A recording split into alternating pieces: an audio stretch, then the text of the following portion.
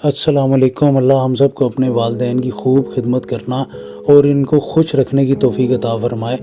آج کا واقعہ عبدالغفور مشتاق صاحب نے سنایا۔ یہ کہتے ہیں زندگی میں نے بہت کچھ سیکھا۔ میں اپنی زندگی میں سب سے زیادہ پیار اپنے والد صاحب کے ساتھ کرتا تھا۔ یہ مجھے ان کی بیماری میں معلوم پڑا کہ ان کے کمزور ہونے کے ساتھ ساتھ میں خود بھی کمزور پڑ گیا ہوں۔ والد صاحب بہت ہی پیاری شخصیت ہوتے ہیں، ان کا مقام کوئی نہیں جان سکتا ان کی زندگی میں۔ اور افسوس یہ کہ کبھی میں اپنے والد صاحب کو گلے بھی نہیں لگا سکا، اور اکثر ہم لوگ نہیں لگا پاتے، صرف ان کا جنازہ ہی ملتا ہے پیار کرنے کو، گلے لگانے کو۔ اپنے والد صاحب کی قدر کریں۔ میں نے تو ان کو کھو دیا، لیکن آپ اپنے والد کے ساتھ کو انمول جانیں، ان کو پیار کریں، ان کے لیے دوستوں کو چھوڑ دیں لیکن ان کو کسی کے لیے نہ چھوڑیں۔ دنیا کے سب رشتے ماں باپ کے علاوہ مل جاتے ہیں لیکن ماں باپ نہیں ملتے۔ ماں باپ کی قدر بھی آ جاتی ہے جب بھائیوں کی شادیاں ہو جاتی ہیں۔ ہم سب بھائیوں کی کہ کاش امی ہوتی تو یہ کرتی، کاش ابو ہوتے تو اس بات پہ غصہ کرتے، اس بات پہ پیار کرتے، سب یاد رہ جاتا ہے۔ ان کا نام بھی ہمارے نام کے ساتھ لگا رہ جاتا ہے۔ کاش ماں باپ کی قدر زندگی میں ہی آ جائے تاکہ جو مقام ہم نے ان کو مرنے کے بعد دینا ہے ان کو پہلے ہی دے دیں۔ ان کی ڈیڈ باڈیز کو ان کو چومنے سے بہتر ہے ہم ان لوگوں کو ہی گلے زندگی میں ہی لگا لیں، ان کو پیار کر لیں۔ دکھ کے آنسو تو بہت دیے، کبھی خوشی کے آنسو بھی دے دیں۔ لوگ دوست سمجھتے ہیں ان لوگوں کو جو جب آپ اپنے ماں باپ سے لڑ کے بھی ان کے پاس جاتے ہیں وہ آپ کو سمجھاتے نہیں، آپ کے ساتھ کھاتے ہیں، پیتے ہیں، اٹھتے ہیں، حالانکہ وہ دوست نہیں ہوتے، جو رشتوں کو آپس میں ملواتے نہیں۔ ماں باپ کو دیکھنا بھی ثواب، ان کا کام کرنا بھی ثواب، ان کے لیے کام کے لیے جانا بھی ثواب، کام کے لیے آنا بھی ثواب، ان کی بات ماننا بھی ثواب۔ اور کسی کی دعائیں لگیں نہ لگیں، ماں باپ کی دعائیں پوری زندگی ضرور ہمارے ساتھ چلتی رہتی۔ عبدالغفور صاحب نے اصرار کیا تھا کہ جو انہوں نے نصیحت کی ہے وہ واقعہ کے ساتھ لازمی ایڈ کی جائے، ورنہ وہ غصہ کر رہے تھے کہ واقعہ نہیں سناؤں گا میں اگر آپ نے ایڈ نہیں کی۔ خیر میں نے ان کو کہہ دیا تھا کہ میں انشاءاللہ ضرور ایڈ کروں گا، کیونکہ آپ کی نصیحت بہت اچھی ہے، اللہ تعالیٰ خیر کرے گا، سب کے کام آئے گی۔ یہ کہتے ہیں واقعہ جو میری زندگی میں میرے ساتھ پیش آیا وہ کچھ اس طرح ہے کہ ہمارے گھر پر کسی نے جادو کروایا ہوا تھا، لیکن اس بات کا ہم کو تب پتہ چلا جب گھر میں سے ہم کو تویز ملنا شروع ہو گئے۔ یہ کہتے ہیں ہم ماشاءاللہ سے 4 بھائی تھے اور لائق بھی تھے، والد صاحب کی اچھی جاب بھی تھی اور ہم لوگ اچھے سکول میں پڑھتے تھے، سب کچھ تھا دنیا جان کی، اللہ تعالیٰ کے کرم سے تمام نعمتیں تھیں ہمارے پاس۔ والد صاحب کے پاس اس وقت بھی مہران گاڑی تھی اور سب کچھ صحیح چل رہا تھا، کسی چیز کی کمی ہمیں کبھی محسوس نہیں ہوئی، ہمارے پاس کھلونے وغیرہ سب کچھ تھے۔ تو وہ جو بچپن میں رشتے لوگ طے کرنے کی کوشش کرتے ہیں وہ ہمارے ساتھ کرنے کی بڑی کوشش کی جاتی تھی۔ کبھی فلانی کزن ہمارے ساتھ کھیلنے آ جاتی تو کبھی ہم بھی بچے چھوٹے۔ والد صاحب کو اس چیز پہ بڑا غصہ آیا، انہوں نے اعتراض کرنا شروع کر دیا کہ بچپن میں آپ لوگ کیوں رشتے پکے کر رہے ہیں؟ بچوں کو پورا حق ہے کہ وہ جب اس قابل ہوں تو فیصلے اپنی مرضی سے کر سکیں، اور ہم رائے دے سکتے ہیں ان کو کہ اس سے کر لیں اس سے، لیکن ان کے اوپر مسلط تو نہیں کر سکتے۔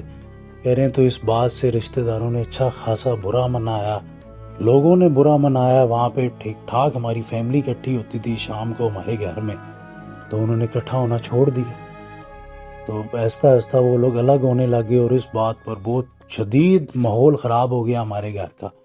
کہتے ہیں اب اللہ جانے ہمارے گھر جو امن کا گہوارہ تھا وہاں پہ لڑائی جھگڑے شروع ہو گئے۔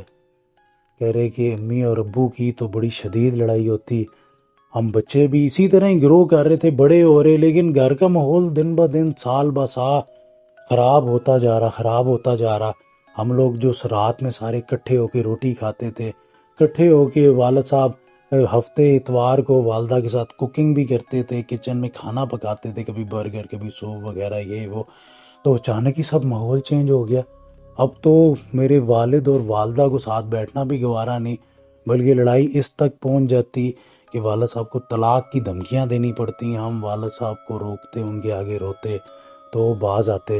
اب وہ رات کا ایک وقت تھا، والد صاحب چھت سے نیچے گر گیا اور ہم ان کے سیڑھیوں سے ہم ان کے پاس گئے, ہم نے کہا کیا ہوا, تو وہ دھکے دے رہے, کہہ رہے تم بچوں نے مجھے اوپر سے پھینکا, ابھی رات میں تم اوپر کیا کرنے گئے تھے چھت پہ. ہم نے کہا جی ہم تو ادھر ہی اندر ہی تھے.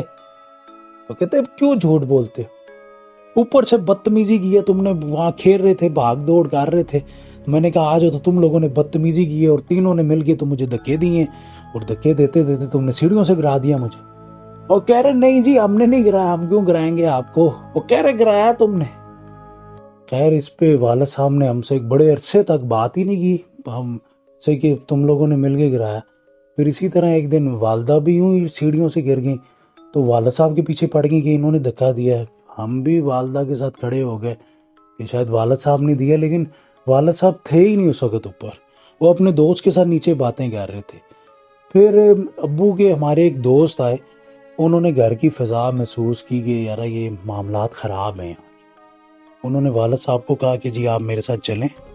والد صاحب کو لے کے گئے کہیں کسی عامل کے پاس نا, تو انہوں نے کہا جی گھر کے ساتھ مسئلہ ہے, گھر کے اوپر عمل ہوا ہے. کہہ رہے ہیں والد صاحب ہمارے دنیا دار سے آدمی, اور وہ سن 99 کا ٹائم, 97 کا, تو اس وقت اتنی اویئرنیس نہیں تھی. تو انہوں نے کہا کیا جی مجھے کدھر آپ لے کے جا رہے ہیں, تو ایسا تو نہیں ہوتا. وہ کہہ رہے نہیں بڑا سخت عمل ہے, اس آدمی کے اوپر عمل ہے, اور جس نے عمل کیا ہے تو اس نے جو انہوں نے خرچہ بتایا کہ پتہ نہیں 21 الو فلان اس کا گوشت, اور کون سی قبر میں جا کے اس نے اس کو دفن کیا, اتنا کچھ بتایا. وہ کہہ رہے اس وقت کی مالیت کے حساب سے وہ تقریباً 2-2.5 لاکھ روپیہ کسی نے خرچہ کیا تھا اس چیز پہ. کہہ رہے اب اس کے لیے مجھے عمل بھی بڑا کرنا پڑے گا. لیکن ان بابا جی کی ایج جو تھی تقریباً 80 سے 84 سال تھی, اسی طرح تھوڑے عرصے بعد فوت ہو گئے. کہہ رہے اب ایک رات بارش ہو رہی بڑی شدید سی نا, تو اب چھت پہ پانی اکٹھا ہو گیا, اتنا پانی اکٹھا ہو گیا کہ گھر کی وہ جو ٹیوب لائٹ وغیرہ اس میں سے نکلنے لگ گیا, دیواریں ساری گیلی ہو گئی. اور یہ ڈر تھا ہم کو, بارشیں رک ہی نہیں رہی تھیں, اور یہ ڈر تھا کہ مکان گر نہ جائے, تو یا چھت نہ گر جائے یا کوئی مسئلہ نہ ہو جائے. کہہ رہے ہم لوگوں نے وائپر وغیرہ مارے, بڑا حساب کتاب کیا, لیکن کچھ بھی نہیں. کہہ رہے اس کے بعد جو پرنالا تھا جو بلاگ ہوا تھا, اس کے اندر ہم نے سریا مارنا شروع کیا, اور 2-3 گھنٹے سریے مارنے کے بعد سریے کے ساتھ چپک کے ایک لکڑی کا بڑا سا ٹکڑا نکلا جو ایگزیکٹ اسی سائز کا تھا جس سائز کا وہ پائپ تھا. کہہ رہے وہ نکالا تو سارا پانی نیچے گیا, اللہ تعالیٰ خیر کر کے ہمارا گھر بچا. کہتے ہیں کہ اس کے بعد پھر والدہ کی طبیعت بہت زیادہ خراب ہوئی, تو ان کو ایک ہارٹ اٹیک بھی آ گیا. اب اس دوران ہم لوگوں نے اس جادو پہ توجہ ہی دینا چھوڑ دی. کہتے ہیں اب پھر والدہ کی طبیعت خراب ہونا شروع ہوئی, ہسپتال میں بڑا عرصہ رہے, پھر آہستہ آہستہ کر کے والدہ فوت ہو گئی. تو ابو کے ساتھ تو ویسے ہی سب بھائیوں کی ناراضگیاں چلتی تھی. ایک بڑے بھائی کے ساتھ وہ بولتے تھے, ایک ہمارا بھائی اس گھر میں فوت بھی ہو گیا تھا, اس کی بھی طبیعت بہت زیادہ خراب ہو گئی تھی, تو وہ بھی وہاں پہ فوت ہو گیا. اب یہی معاملات جو چلتے تھے ہماری اپنے والد صاحب کے ساتھ گپ شپ نہیں, صرف یہ بڑے بیٹے ہیں غفور صاحب, کہہ رہے صرف میرے ساتھ تھی والد صاحب کی نا انڈرسٹینڈنگ. دونوں بھائیوں نے ماشاءاللہ شادیاں کر لیں, اور والد صاحب راضی نہیں تھے, کیونکہ ایک سے بہت بڑی تھی ایج میں, اور جو دوسری تھی اور ان کو پسند نہیں تھی. تو اسی طرح ہی معاملات ہوئے. انہوں نے کہا ٹھیک ہے جی, اب ہم آپ کی اتنی تو نہیں پرواہ کر سکتے, آپ نے کون سی کی ہے, تو مکان بیچیں حصہ دیں. انہوں نے کرتے کرتے مکان بھی بکوا دیا. تو ایک چھوٹا سا کوارٹر صاحب مجھے ملا, یہ جو غفور صاحب ہیں وہ کہتے ہیں مجھے ملا, میرے ساتھ میرے والد صاحب رہتے تھے, لیکن پتہ نہیں میرے سے بات کیوں نہیں کرتے تھے. میرا بڑا دل کرتا تھا کہ میرے سے بات کریں, لیکن وہ نہیں کرتے. اب اسی طرح پھر ان کی ایک دن بڑی شدید طبیعت خراب ہوئی, اور پھر ایسی طبیعت خراب ہوئی کہ ڈاکٹر نے کہا کہ اب انہیں اکیلا نہ چھوڑیں, ان کے ساتھ رہیں. نہ ان سے صحیح طریقے سے چلنے ہوتا تھا, نہ بیٹھنے ہوتا تھا. تو کہہ رہے اس دوران میں نے وہ جو 2-3 مہینے ان کے ساتھ گزارے, انہوں نے بڑی باتیں کی میرے ساتھ, بڑا روئے کہ میری بھی اچھی خاصی فیملی تھی, میں تم لوگوں کے ساتھ رہنا چاہتا تھا, پتہ نہیں مجھے کیا ہو جاتا تھا, میں کیوں غصہ کرتا تھا. تمہاری ماں بڑی اچھی تھی, میرے سے بڑی زیادتیاں ہو گئیں, میں نے بہت برا کیا, ذرا بات پہ لڑائی کی تو نہ کری لڑائی, تو میرا بڑا اچھا بیٹا. کہتے ہیں مجھے بہت نصیحتیں کی, بہت پیار کرتے. رات کو میں ان کا سر اپنے سینے پہ رکھ کے سوتا. میں نے اپنی بیوی کو کہا ہوا تھا کہ میرے والد صاحب کی بہت زیادہ خدمت کریں, جتنی اس نے بھی اپنا باپ سمجھ کے خدمت کی. والد صاحب بڑے افسوس سے کہتے کہ تم لوگوں کے لیے میں بہت کچھ بنا سکتا تھا, لیکن پتہ نہیں میرے دل میں کیا آ گیا تھا کہ میں کچھ بھی نہیں کر سکا. کہہ رہے بس اسی طرح والد صاحب پھر بہت ہو گئے، اور اب ان کا جنازہ ایسا تھا کہ جب ان کا جنازہ اٹھانے لگے ہم تو منہ کھل جاتا ہے نا، جب بندے کی ڈیتھ ہوتی ہے اس کا وہ جبڑا وغیرہ کھل جاتا ہے اس کا منہ، کہتے ہیں تو ان کا کہیں پہ منہ کھلا تو منہ کے اندر سے تعویذ نکلا۔ کہہ رہے اب وہاں پہ جو مولوی صاحب تھے انہوں نے یہ کہا کہ آپ ان کو دوبارہ غسل کریں، تھوڑی تکلیف تو ہوگی لیکن کروائیں، میت ناپاک ہو گئی ہے، یہ گندگی تھی اس کے اندر، وہ جو ان کے منہ کے اندر کسی نے چیز ڈالی تھی نا اس کی گندگی تھی، اور اس وقت بھی وہ جادو کرنے والے وہاں پہ پہنچے ہوئے تھے، انہوں نے داؤ لگا کے ڈال دی کہ اس میت کا غسل خراب ہو جائے، یعنی اور تکلیف اس کو دینے پہ وہ تب بھی راضی تھے، حتیٰ کہ بندہ مر گیا، اتنی انہیں تکلیف تھی۔ تو انہوں نے پھر دوبارہ سے ہم لوگوں نے غسل دیا، پھر اللہ تعالیٰ خیر کر کے پھر لے کے گئے، پھر دفن ہوئے وہ، لیکن ان کا ایسا جنازہ تھا کہ ان کے جنازے میں ان کے اپنے سگے بیٹے بھی نہیں آئے، جو ان سے ناراض ہوئے، ایسے ہوئے کہ انہوں نے کبھی بھی ان کا جنازہ نہیں دیکھا۔ کہتے ہیں میں خود قبرستان جاتا رہا، میں دیکھتا رہا، گورکن سے پوچھتا رہا کہ شاید بعد میں آئے ہوں قبر پر، وہ کہتے ہیں نہیں جی آپ کے علاوہ اس قبر پہ کوئی بھی نہیں آتا۔ میں نے کہا نہیں یار، وہ کہتا ہے نہیں، کہہ رہے ہیں کہ بس میں اتنی نصیحت کروں گا کہ اگر زندگی میں آپ کو کسی جادو یا کسی عملیات کا پتہ چل جائے، کوئی آپ پہ اگر ہوئی ہے اور وہ واقعی میں ہی ہو، اور آپ کے گھر نماز وغیرہ کا اتنا اہتمام نہ ہو تو وہ بھی کریں، وضو میں بھی رہیں، اور اس کے علاوہ جب تک وہ جو مسئلہ ہے وہ ختم نہ ہو اس کو بالکل ایزی نہ لیں۔ ہم لوگوں نے یہی کیا کہ اس کو ایزی لے لیا، اور وہ مسئلہ چلتا گیا چلتا گیا چلتا گیا، اور ہماری زندگیاں یوں تباہ کر گیا، اور آج نہ چاہتے ہوئے بھی میرے پاس کچھ بھی نہیں ہے۔ کہنے کو تو یہ کہتے ہیں کہ ماشاءاللہ سے میرے نام سے ایک بس سروس بھی چلتی ہے یہاں پہ، لیکن کہہ رہے ہیں میرے پاس میرے والد صاحب نہیں ہیں، نہ میں ان کو پوری زندگی محبت دے سکا جو وہ ڈیزرو کرتے تھے، نہ وہ رسپیکٹ دے سکا، بس ان سے جدا جدا رہا، ہاں ان کے پاس رہا، اس چیز کا ان کو بڑا غم ہے۔ یہ کہانی اپنا واقعہ سنانے کے بعد بہت زیادہ آبدیدہ بھی ہو گئے، کافی دیر تک روتے بھی رہے تھے۔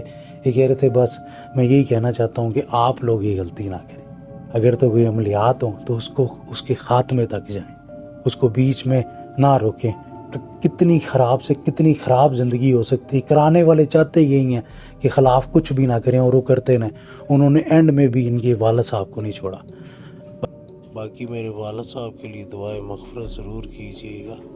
شکریہ، اللہ حافظ۔